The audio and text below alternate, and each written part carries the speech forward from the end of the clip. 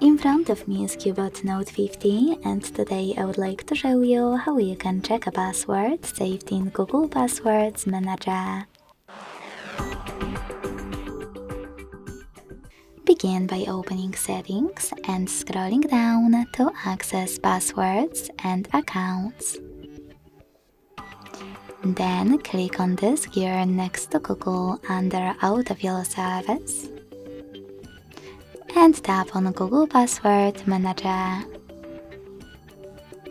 Finally, you can click on one of your passwords that you wish to check and enter your current screen lock.